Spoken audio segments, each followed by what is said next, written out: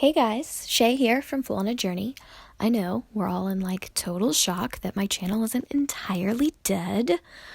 There are lots of things that I could say about my crazy 8 or 9 month break, but I'm gonna go with 2020. Pretty much covers it. And just in general, this kind of being a low priority thing that I do for fun anyways. So as the world went nuts, this kind of went by the wayside. But I am back. I am really excited.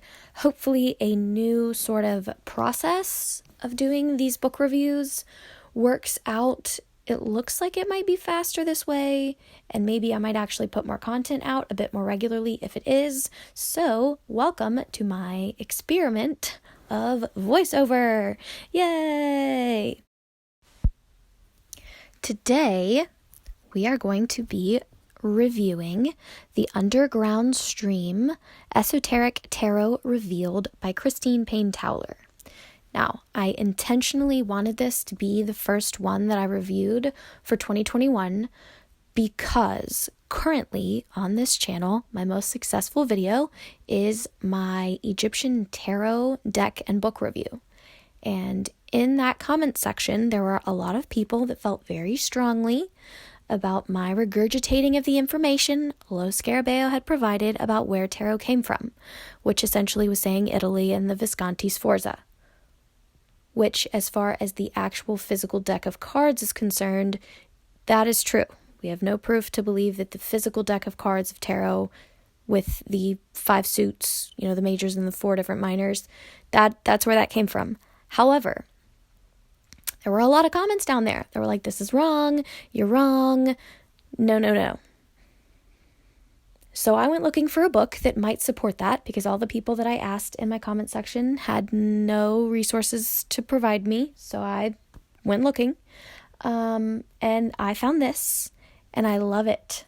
I love the whole presentation of this idea that the ideas are older than the actual deck of cards, that the correspondences that go now with the cards have been around the same correspondence system that they were using to teach these spiritual concepts. And then once the deck of cards was created, it was then applied to the cards, but that the thought process had always been there. And I thought that was really exciting. And I love how Christine Payne Towler has presented this idea. So let's get into it. What's in this book? Okay, we are looking at the table of contents. She sort of talks to you in that intro about her approach to what makes a tarot esoteric, what she thinks that the esoteric origins were. Then she kind of goes into how those correspondences relate to majors and minors. She talks about how all of the different esoteric movements, big shakeups within churches, secret societies, and all that sort of influence things in different directions, where the different schools of thought split off, which is incredibly fascinating within any of these chapters. I don't even mean the big, huge sections. I mean within any of these individual chapters, there are about 5, 6, sometimes even 7 or 10 different little rabbit holes you could fall down into studying. And she gives you extensive further reading that you could do if you wanted. I think it's amazing that she really even managed to edit down what was clearly a vast amount of research done for this book into something so small. I'm grateful that she did, because now I can pick and choose the parts that I want to go further into instead of just having a tome of a textbook that's just chock full of everything, when some of it is from schools of thought that I don't necessarily, that I already know I don't quite jive with, that kind of thing. And then at the end, she's going to give you personal applications, like what's the point of all this? Why do I even want to know all this? And how do I use it for myself? So to dive a little bit deeper in her approach to tarot history, I am zooming in a little bit on this one little section where she talks about her theory. So she is referring to this ancient idea, okay, that we can absolutely say that they existed, in ancient times. And it is the astro-alphanumeric archetypes. And to read straight from the book, it says, those number-letter astrology correspondences which allow a sounded letter to also stand for a number and also refer to a planet or sign, all at the same time. So those concepts, those things that were happening, that we know, studied, it was like spirit science, okay, whatever you want to call it, whatever they called it in ancient times, we know that was going on. We know that existed. She's got her proof for that. And now she's saying, I'm going to show you how you can take where we know that started and follow that idea all the way to the present time, and I will show you where tarot fell onto that. We know for a fact that the physical deck of cards that you can shuffle and then lay out, okay, as tarot, that aspect of tarot did not exist when these concepts started. That was not a real thing. They didn't have the ability to make cards. She's showing you how these concepts already existed, and then how tarot could have fallen onto them, into them, or come out of them. She actually gives all of those options. And that is why I'm so willing to get on board with her idea. That's why I am so willing to follow along with her. That is why I am so just obsessed with the idea of getting into all of her research and trying to expound upon all of this, because she is willing to say where there is no hard evidence. She's willing to say, we've got a fact here that is definitely saying A, and then we've got this gap, and then we've got this fact here that's definitely saying C. So I'm going to infer B to get us from A to C. And let me tell you why I think this. And because she's willing to be upfront about that and to really lay that out for you in a way that is just honest and just says, I don't know this for sure, but because we know this, and because we know this is where it's going to end up, I think that we could infer, blah, blah, blah. And because she puts that out there so honestly and doesn't just say, this must be true, when she doesn't have the evidence, I'm so much more willing to go with it, to follow her research, to go down whatever path she wants to take me on, to follow her stream, because she's honest about the parts that she honestly doesn't have. She doesn't have facts for all of the stuff that's in here, but where she doesn't have hard facts, she tells you.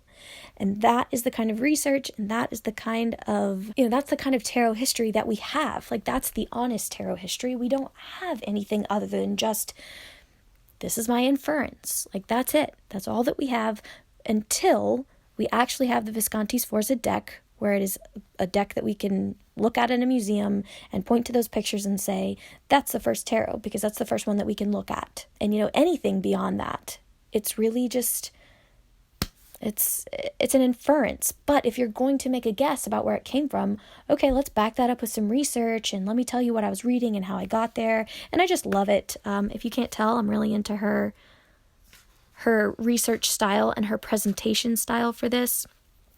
And I think that's why I kind of got so excited about it and really wanted to share it, because I feel like that's the most honest research on the history of tarot that we can have.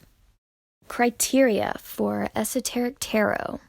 So she's going to go into explaining what you need to be able to study the esoteric tarot paths and how to tell if a tarot deck is esoteric. So 1, the tarot must have 78 cards. She defends some other decks that didn't have 78 that were clearly based on some esoteric principles and practices, but because she's using the full spectrum of, the 22 majors and then the 56 minors, she's sort of staying in there. 2, Esoteric Tarot is literate. So it's talking about how it's got to be clearly showing that the creator was using these archetypes, right, that she's talking about, the astro-alphanumeric archetypes. They are looking to either expound upon or lead you towards more of that sort of esoteric paradigm, and they're trying to give you more information about or a different point of view of those esoteric principles. And the third one is Esoteric Tarot attempts to universalize rather than particularize.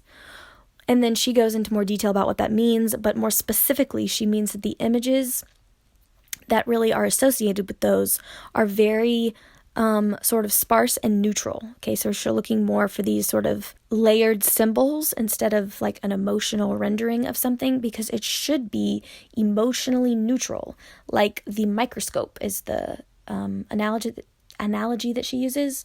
So your microscope shouldn't change what you're looking at through the lens.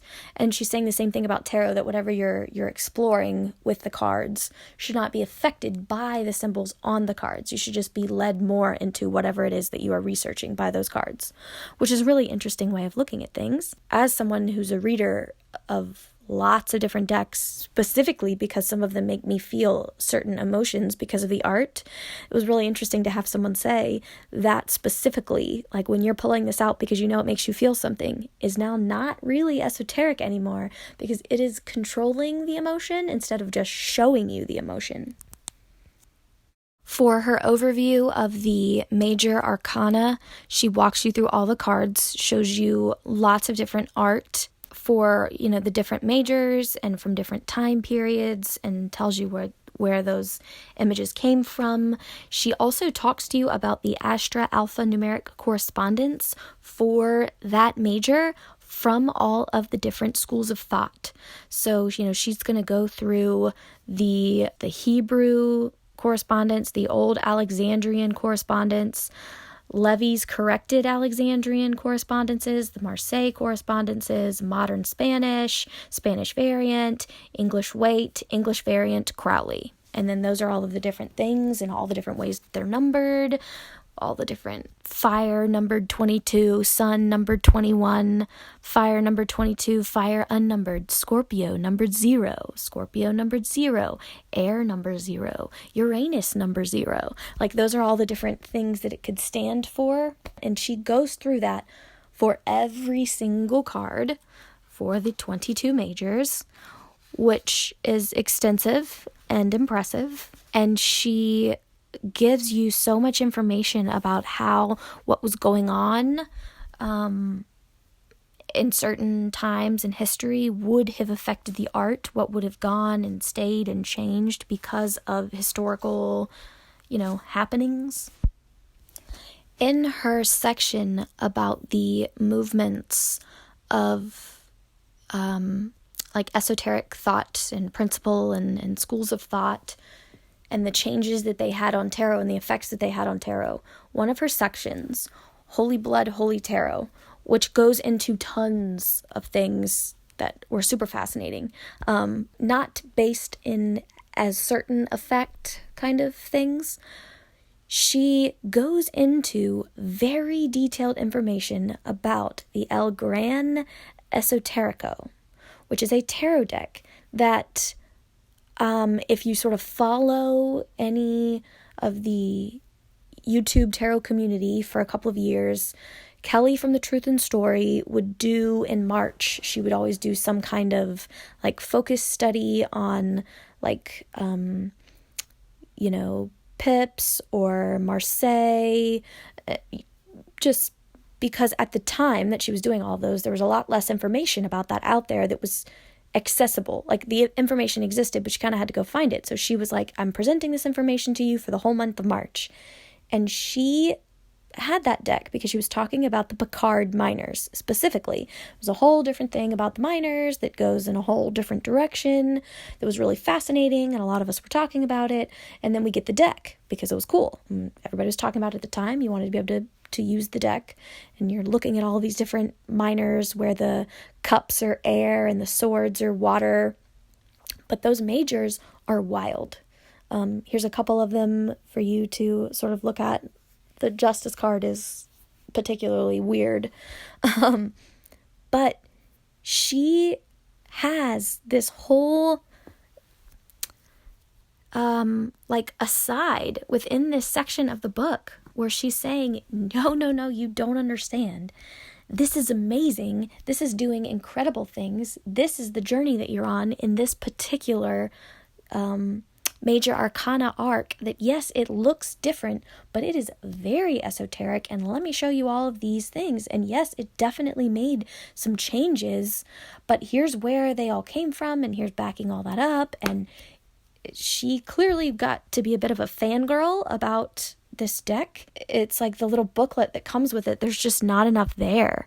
And Christine Payne Towler clearly agrees, because she then goes through in this section in depth with like almost about a page for every single one of the majors to explain to you how all that makes sense and where that fits within all those archetypes that you already know. And yes, some of them are definitely using stories that you haven't seen before, and because they're being used in different ways. It was really fascinating. And now knowing that I've got this book here to cover the majors, any research that I do into Picard minors is going to cover the minors of that deck. Now it's like I can piece together my own extensive guidebook about that deck if I want to go looking into it more, which is pretty cool if it's something that you were looking for. How to tell which system works for you. So in Part 4, which is the personal applications, you are going to get all of your money's worth, even if all of that historical stuff is not really to your bent. Like if that's not really your thing, but you do sort of like the idea of understanding all the different schools of thought, you could pull out the sections or just read the sections that are on the multiple schools of thought, and then you could go to this section about how to apply that and why you would want to know that, and you would have the best resource into creating your own esoteric research, I don't know, like book, manual, like guidebook to your esoteric decks all in one. Like you'd be able to create that yourself just based on that information alone, based just on the tables that she provides you with these correspondence, based on the information she provides with what you're looking for to create the esoteric framework, and then this part here about how to tell which system works for you, which, if you can't tell about me talking faster, I'm very excited about. She is talking in this section about what does any of all of these different schools of thought matter. Okay, so why does any of this apply to me? Why do I care, essentially? And it blew my freaking mind, because honestly, same question, like, why do I care? I mean, yes, if I'm reading, in something where I want to know the heavenly body that is affecting the situation, and I pull a card, and typically this card is Pluto, but in this deck, it's maybe just the element of air. That's two different things, and you would want to know the difference. But in choosing a deck to do a reading like that with, she's going to explain to you how you would choose the one that you would want to use to answer that question. So, very, very basically, she goes way more in depth, and there's way more to it than this. So I'm just going to kind of give you the teeniest bit of overview here. She talks about how what you want to do is decide if that school of thought correctly reflects you.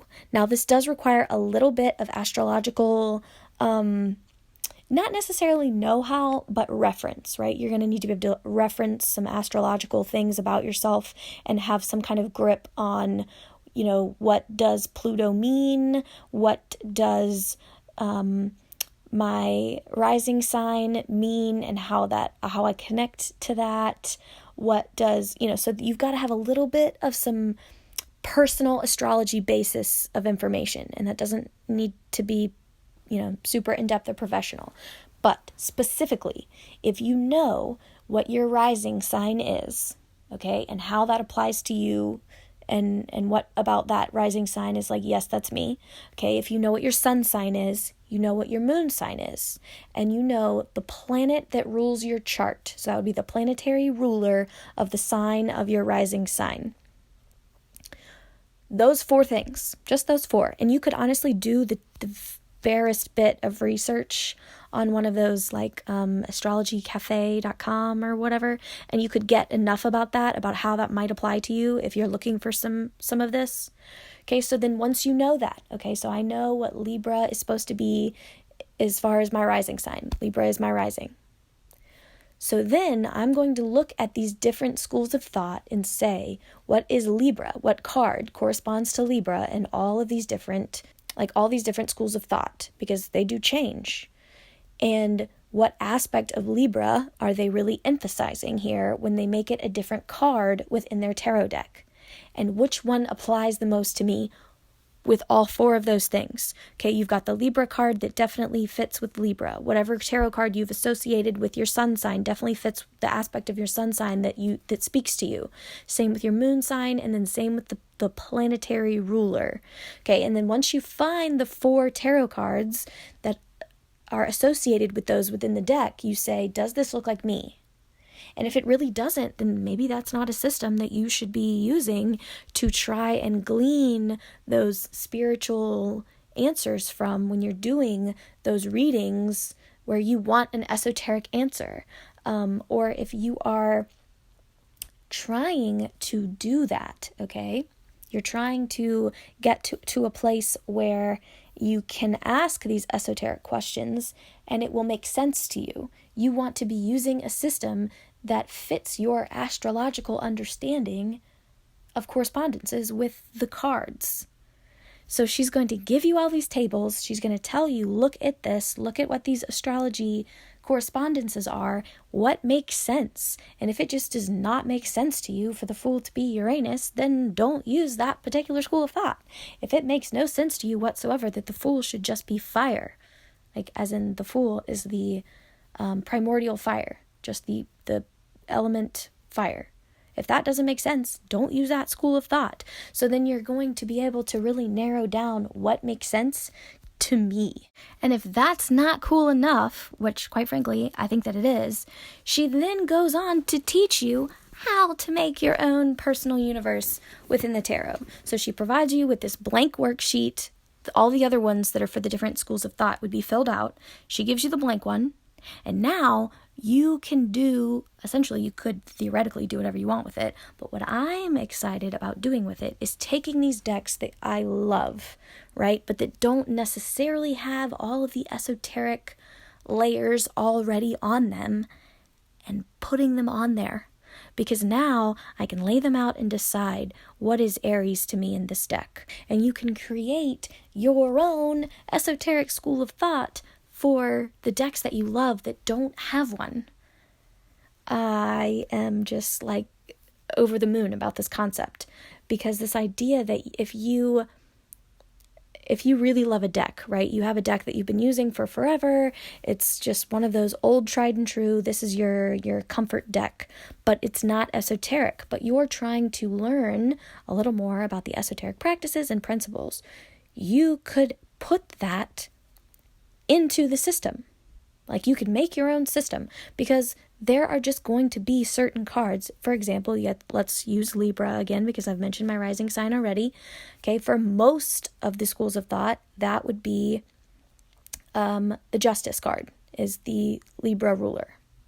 Okay, well, maybe that doesn't make sense in a deck. Maybe there's another card in this deck that really is more Libra than that. And now I can just decide that that's what I want it to be. And now I can create my own system. And it's because I've got this worksheet that I can fill in and then, essentially print off and keep with my little deck. Now here's my esoteric cheat sheet to this deck along with a little white book. I love it. I'm so excited making your own correspondences and having them be whatever you want them to be. But coming from a place of intention and a place of learning about where they came from to start with. Like, where did all these correspondences get going? What were they trying to do? What were they trying to study? Now take what they were trying to do that in the way that you would like with the deck that you already have, and apply. And I think that is so awesome, because I think that is more likely the honest answer to what happened to tarot in the first place. Those correspondences existed. There were these 22 Astra alpha numeric archetypes and concepts and correspondences, and then suddenly here's this deck of cards with these 22 that look kind of like they fit. And then wait a minute, now there's 4 other suits that go with these 22 that fit with these different elements and these different ways of the, of seeing the tree of life and seeing Kabbalah. And now suddenly I have this whole universe of correspondence in my hand that I can shuffle and deal. And you can create that in any way that you want. And she's going to show you how to do it. Love it. I love it. I highly recommend. So if I have gotten you excited enough to want to find this, I will try to link somewhere you can purchase it below. It was available on Amazon. Who knows if it is now? If it is, I'll link that. Otherwise, it might be eBay links that will only work for a certain amount of time if you guys all go try to find them. But I will do my best down there. I really, again, just highly recommend. If any of that sounded like stuff that you are into, this is a great way to do it. It's a pretty thin book. You can see it's pretty small, but it is dense with information. Like, there is a lot packed in there. I got a lot out of it. And I think that you will too, if any of that is stuff that you want to get from a book somewhere. As always, thank you so much for watching. You can follow me on Instagram, and you can email me. I've been saying that for a while, and I think I've only had like 2 people email me since I posted this channel up. I really do mean it. If you want to email me, if you've got questions about any of the books that I reviewed, about any of the decks that I reviewed, I am so happy to talk to anybody about tarot, because down here in Alabama, there is not a lot of esoteric enthusiasts. So if you would like to reach out, please do. And of course, if you are enjoying these sporadic reviews that pop up in your, YouTube feed somewhere, please hit that subscribe button. I really appreciate it. And thanks again.